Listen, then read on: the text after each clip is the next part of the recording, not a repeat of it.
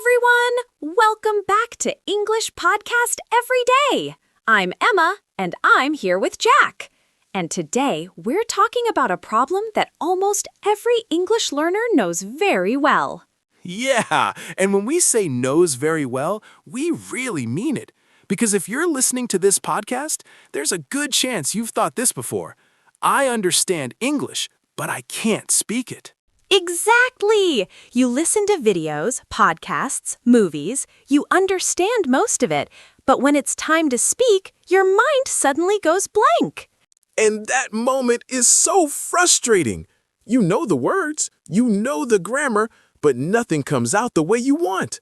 Or something comes out, but it sounds very simple, very short, and not like what you wanted to say in your head.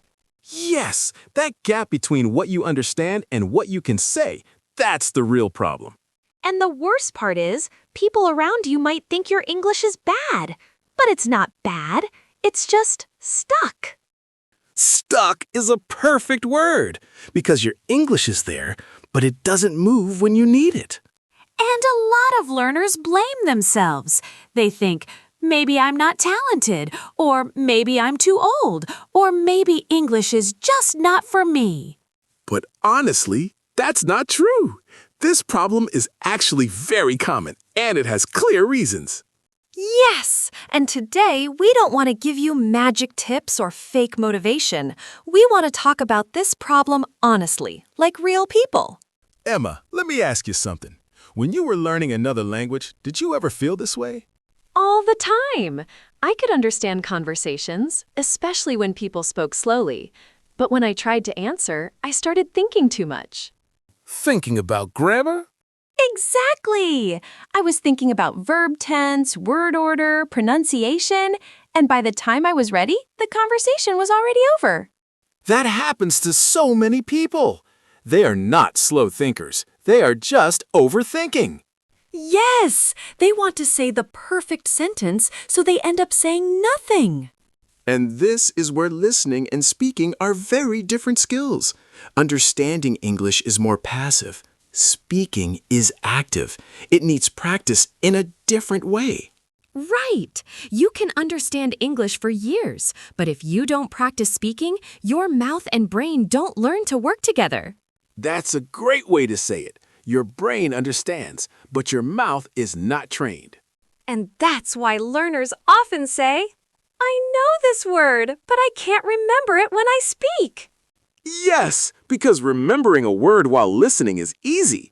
Producing it while speaking is harder.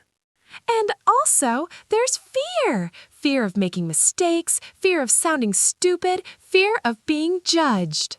Especially when you speak with people who sound very fluent. Exactly. You start comparing yourself, and then you stop talking.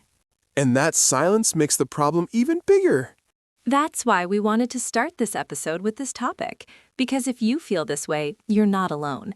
And more importantly, you're not broken. Your English is not bad. It just needs the right kind of practice.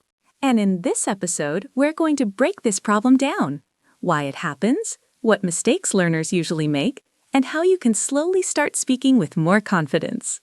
No pressure, no perfect English, just progress. So if you've ever said, I understand English, but I can't speak it, this episode is for you. And we're just getting started. Emma, let me ask you something honestly. When people say, I understand English, but I can't speak it, do you think the main problem is vocabulary, or is it something else? I don't think it's vocabulary most of the time, because if you understand English, you already know a lot of words. I think the bigger problem is how people learned English. Yeah, that makes sense. A lot of people learn English by reading and listening only. Exactly. They watch videos, listen to podcasts, maybe study grammar, but they don't actually use the language actively. So their English stays in their head, not in their mouth. Yes, and when they try to speak, it feels uncomfortable, almost like using a muscle you've never trained before. I like that comparison, because people expect speaking to feel easy just because they understand. And when it doesn't feel easy, they think something is wrong with them. Let me ask you another question then. Do you think fear plays a bigger role than people realize? 100%. Fear controls everything. Fear of making mistakes, fear of sounding slow, fear of not finding the right word. I've noticed that too. Some learners speak really well when they're relaxed, but completely freeze in real conversations. Yes, especially when they speak with native speakers. They start thinking, this person speaks perfect English and I don't. And then they stop listening to the conversation because they're busy thinking about their next sentence. That's such an important point. They're not really present anymore. They're inside their own head. Which makes the conversation even harder. Exactly. Speaking is not only about words. It's about reacting, listening, and staying in the moment. So when someone asks, why can't I speak English? The answer is often not, you don't know enough English. It's more like you don't trust your English yet. That's powerful. Because trust comes from experience, not from studying more. Yes, you can study for years, but if you don't practice speaking, confidence never grows. Let me push back a little here. Some people say, but I don't have anyone to speak with. I hear that all the time, and I understand it, but I also think it's partly an excuse. Interesting. Why? Because speaking doesn't always mean having a perfect conversation partner. You can speak to yourself, describe your day, explain your thoughts out loud. So you're saying the mouth needs practice, not the listener. Exactly. Your brain and mouth need to learn how to work together. I actually tried that once, talking to myself in English while walking. It felt strange at first, but it helped. That's a great example. And that strange feeling is important. If it feels strange, it means you're doing something new. That's true. Comfort usually means no progress. Yes, and many learners stay comfortable by only listening and reading. So let me summarize what we're saying so far. Understanding English is passive. Speaking English is active. And fear makes the gap even bigger. Perfect summary. And the good news is, this gap can close with the right kind of practice. Not more grammar rules, not more vocabulary lists, but more real, imperfect speaking and accepting mistakes as part of the process. Yes, because mistakes are not a sign of failure. They're a sign that you're actually using the language. And that's where real progress starts. All right, before we go any further, I want to do something a little different.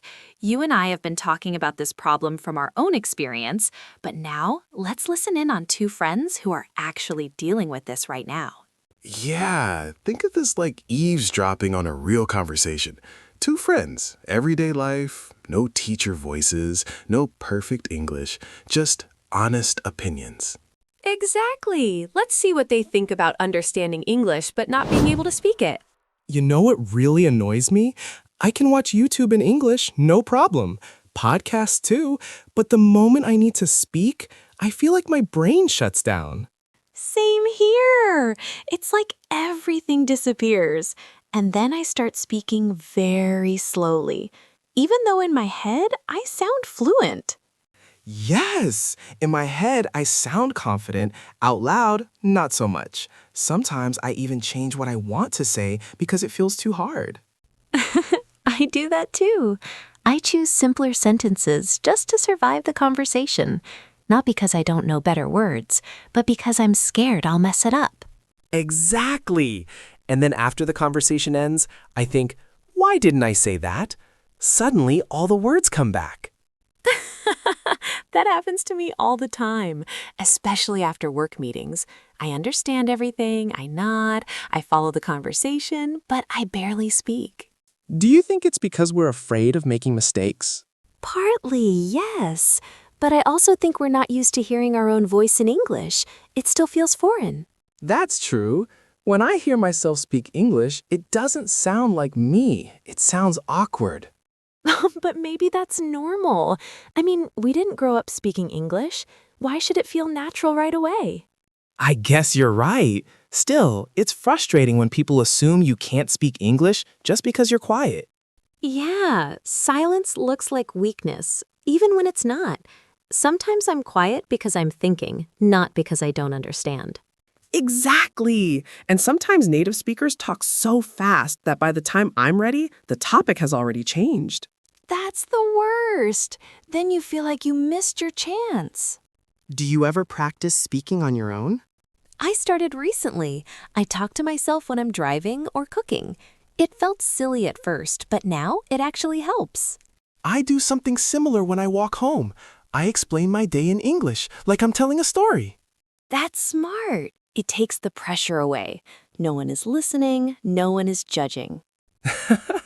And honestly, I think that's what we need. Less pressure, more practice. Yeah, I don't need perfect English. I just want to feel comfortable speaking. Same here. Fluent is nice, but confident is better. I really like how honest that was. You can hear the frustration, but also the awareness. Yeah, and what stood out to me is that both of them understand English well. The problem isn't knowledge, it's confidence and habit. Exactly. And the way they practice, talking to themselves, describing their day, that's something anyone can do. And did you notice how often they mention fear and pressure? That's a big theme. Definitely. And in the final part, we're going to talk about how to reduce that pressure and start speaking more naturally. So stay with us. We're moving into the most practical part next. All right. So after listening to Liam and Sophia, I think one thing is very clear. They don't need more English. They need a different relationship with English. Yes, and that's such an important point. Most learners think the solution is more studying, more grammar, more words, more rules. But the real solution is often less pressure. Less pressure to be perfect. Less pressure to sound smart. Exactly! Because when you feel pressure, your brain goes into survival mode. And in survival mode, you don't speak well in any language. So let's talk about real solutions. Simple ones. Not magical, not complicated. First one, speak before you feel ready. That sounds scary, but it works. Yes!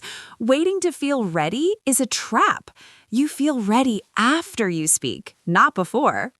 And speak in small moments. You don't need long conversations. Even 1 or 2 minutes a day is enough to start. Exactly! Describe your day. Talk about what you're doing right now. Say things out loud, even if no one is listening. Another big one is accepting simple English. You don't need complex sentences to communicate. Yes, this is huge. Simple English is not bad English. It's clear English. And confidence grows from clarity, not complexity. Also, stop translating everything in your head. That slows you down so much. Instead of thinking, how do I say this perfectly? Think, how can I say this simply? That one change can make speaking feel much lighter.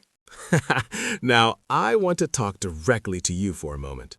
If you're listening to this and thinking, this is me, I want you to know something. You're not behind. You're not bad at English. And you're definitely not alone. Everyone who speaks English well today was once bad at it. They just kept going. And they sounded awkward. They made mistakes. They forgot words. That's not failure. That's the process.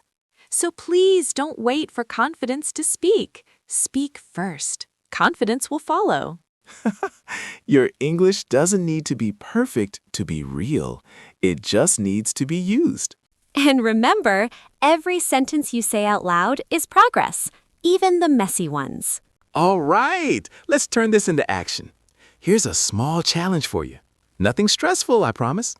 After this episode ends, pause for 1 minute, just 1 minute, and say this out loud in your own words. How was my day today? Talk about what you did, where you went, how you felt. Don't write it. Don't translate it. Just speak. If you forget a word, that's okay. Use another one. This is how speaking grows, 1 minute at a time. And if you enjoyed this episode and felt understood today, Make sure to follow English Podcast every day. Hit the like button if this episode helped you. And subscribe so you don't miss the next one.